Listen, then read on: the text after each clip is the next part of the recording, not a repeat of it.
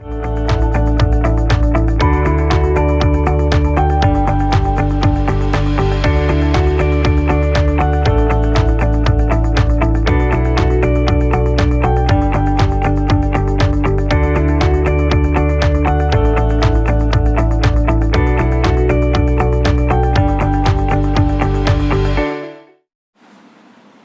प्रिय विद्यार्थियों, स्वागत है आपका वीकेएस फिजिक्स एकेडमी में। कुछ टेक्निकल प्रॉब्लम की वजह से वीडियो अपलोड नहीं हो पा रही है, लेकिन मैंने यहाँ पर थोड़ा सा एडजस्टमेंट किया है ताकि मैं वीडियो अपलोड कर सकूं, क्योंकि विद्यार्थियों के एग्ज़ाम बहुत ही नज़दीक हैं और उनको इम्पोर्टेंट क्वेश्चन बताने मेरे लिए ज़रूरी हैं। काफ़ी विद्यार्थियों के फ़ोन भी आते हैं, कॉमेंट भी वो करते हैं, तो मैंने कैसे भी इसको एडजस्ट किया है। अब यहाँ पर जो मैं वीडियो अपलोड कर रहा हूँ वो बीएससी बीएड पार्ट सेकंड का जो फिजिक्स का एग्ज़ाम है 8 अक्टूबर को, यानी कल ही है, और जनरल बीएससी सेकंड ईयर का एग्ज़ाम 20 अक्टूबर के बाद जो उनके एग्ज़ाम स्टार्ट होने वाले हैं, उन दोनों ही क्लासेस के लिए जो 3-3 यूनिट थर्मोडायनेमिक्स की लगती हैं, काफ़ी मोस्ट इम्पोर्टेंट है, आसान है उनमें नंबर प्राप्त करना, और यहाँ से आपको काफ़ी ज़्यादा क्वेश्चन है आपके पेपर में देखने को ज़रूर मिलेंगे, ऐसा मेरा विश्वास है। पीएससी बीएड पार्ट 3 के इम्पोर्टेंट क्वेश्चन भी हमने अपलोड किए थे अभी इस बार, और उसमें भी काफ़ी ज़्यादा क्वेश्चन है वो रिपीट हुए हैं एग्जाम के अंदर। तो वीडियो को लाइक करें, कमेंट करें और ज़्यादा से ज़्यादा विद्यार्थियों तक शेयर ज़रूर करें। बाकी पेपर्स की वीडियो भी मैं अपलोड करने की पूरी कोशिश करूँगा। तो यहाँ पर आप देख सकते हैं सेक्शन ए के लिए अगर आप देखें तो उष्मागतिकी के जो नियम है उसमें जीरो लॉ है, फर्स्ट रूल है, सेकंड रूल है, थर्ड रूल है। थर्ड रूल यानी जिसे नैनसेट्स मेकन भी कहते हैं, ये सब के स्टेटमेंट आपको अच्छे तरीके से ध्यान होने चाहिए। स्टेटमेंट आपको सेक्शन ए में पूछे जाते हैं। पीछे जीरो लॉ के बारे में स्टेटमेंट पूछा गया है। फर्स्ट लॉ जो है वो बहुत ज़्यादा मोस्ट इम्पोर्टेंट है और इसकी एप्लीकेशन भी काफ़ी इंपॉर्टेंट है।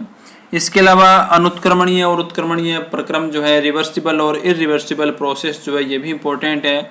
एंट्रोपी की डेफिनेशन आप याद रखें अच्छे तरीके से।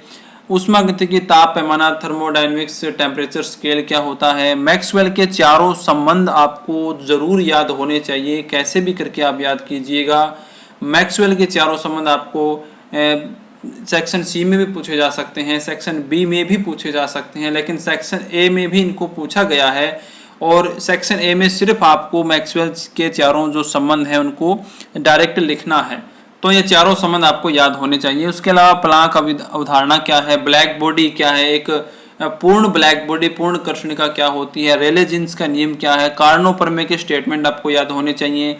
इसके अलावा एक जो आपका रुद्रोष्म विचुंबकन होता है उसमें चुंबक उष्मीय प्रभाव एक पॉइंट आता है, ये भी आपको पूछा जा सकता है। रुद्रोष्म विचुंबकन किसे कहते हैं, जो एडियाबैटिक डायमैग्नेटिज्म है वो किसे कहते हैं, ये भी आपको डेफिनेशन पूछ सकते हैं। किरचॉफ नियम जो ब्लैक बॉडी से संबंधित है, वीन का विस्थापन नियम भी आपको पूछा जा सकता है। इसके अलावा एक ये भी इंपॉर्टेंट है, पराबैंगनी अनियमितता, या जिसे पराबैंगनी विपद भी कहते हैं।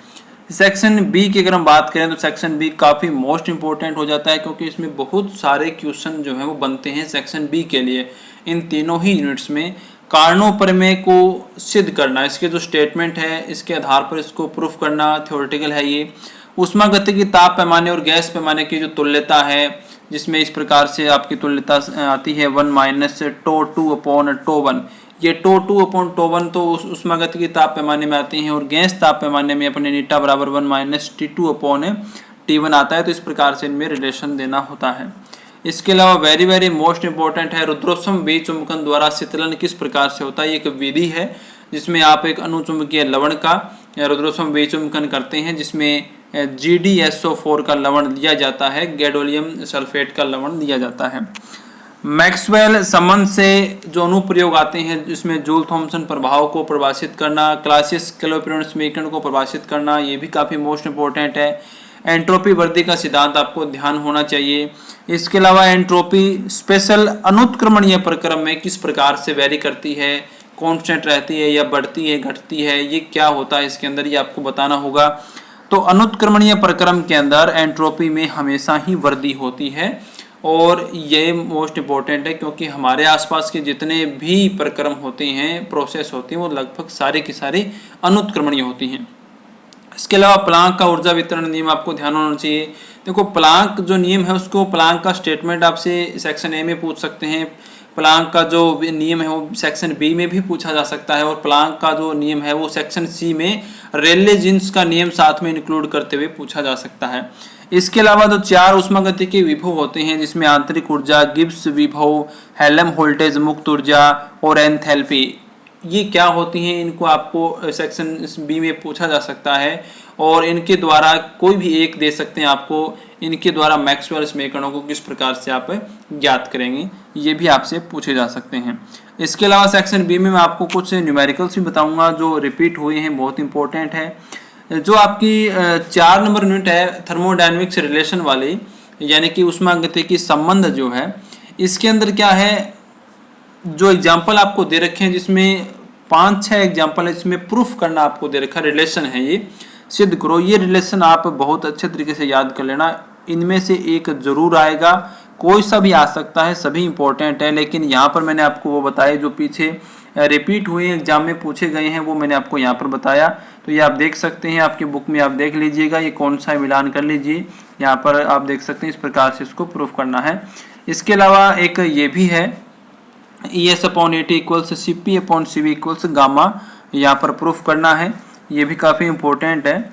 और इसके अलावा जो कार्नो चक्कर आएगा, कार्नो इंजन आएगा, उसके ऊपर आपको एक न्यूमेरिकल पूछा जाता है दक्षता के बारे में। तो एक तो ये अलग तरीके का, ये पहले पूछा जा चुका है, इसमें सिंक का ताप या स्रोत का ताप आपसे पूछा जाएगा, 2 दक्षताएं आपको दी जाएंगी। और अगर सिंपल पूछेगा तो इस प्रकार से आप देख सकते हो, ये यहाँ पर सिंपल है जिसमें सिर्फ आपको दक्षता पूछी गई है, कार्नो इंजन हिमांक और भाप बिंदु के बीच में कार्य कर रहा है तो उसकी दक्षता बताइए। यहाँ पर हिमांक और भाप बिंदु ना देके आपको कोई अलग 2 टेम्परेचर भी दे सकते हैं, जिसको आप केल्विन में चेंज करके और नीटा का फॉर्मूला लगा के उनको यूज कर सकते हैं। फिर हम सेक्शन सी की बात करें तो सेक्शन सी के अंदर कार्नो इंजन की पूरी प्रोसेस जो है, वर्किंग प्रोसेस है, किस प्रकार से काम करता है, उसमें कैसे हम टोटल वर्क निकालेंगे, इसको डिटेल से समझाना सेक्शन सी में आ सकता है। मैक्सवेल के जो चारों ऊष्मागतिकी संबंध है उनको सबको एक एक को ड्राइव करना, व्युत्पन्न करना आपसे पूछ सकते हैं सेक्शन सी के अंदर, ये भी मोस्ट इंपॉर्टेंट है। और अगर आपको कृष्ण का विकीर्ण वाले से बड़ा क्वेश्चन आता है तो उसमें रेले जीन्स नियम में क्या आपको बताना होता है, रेले जीन्स नियम में क्या असफलताएं हैं, क्या उनके गुण हैं, और उसके आधार पर प्लांक ने किस प्रकार से ब्लैक बॉडी के बारे में बताया, प्लांक का जो ऊर्जा वितरण नियम किस प्रकार का था, ये काफ़ी इंपॉर्टेंट क्वेश्चन यहाँ पर होते हैं। तो उम्मीद करता हूँ एग्जाम में ये क्वेश्चन आपके ज़रूर आएंगे, तो इन क्वेश्चन को अच्छे तरीके से याद कीजिएगा।